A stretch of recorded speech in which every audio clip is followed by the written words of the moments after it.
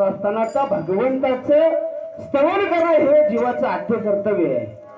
ह्या जीवाच्या पाठीमागे लागलेला जो दुःख आहे हे दुःख संपवायचं आहे आम्हाला, तर त्या भगवंताची आम्हाला प्राप्ती कशी करायची आणि त्या भगवंतापर्यंत आम्हाला कसं सुखरूप जायचं आहे तो बघत असताना कवी करता काय म्हणतो,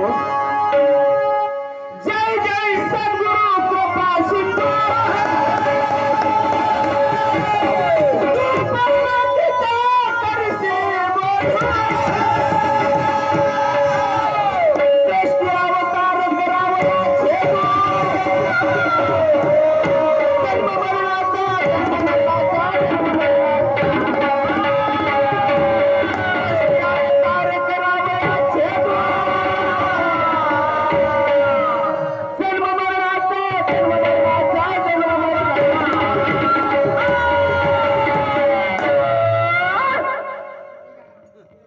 जय जय सद्गुरु कृपा सिंधू तू परलोकीचा करीशी बोधू सृष्टी अवतार करावया छेदू जन्म मरणाचा।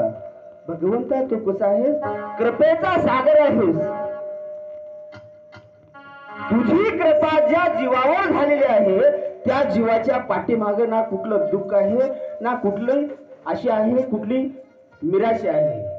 ह्या सर्व गोष्टी कुठून नष्ट होतात, केवळ तुझ्या ह्या कृपा आशीर्वादाने तुझ्या कृपेनेच हे सर्व गोष्टी नष्ट होणार आहेत। मग त्या गोष्टी नष्ट झाल्याच्या नंतर ह्या चौसृष्टीचा खेळ संपून ज्या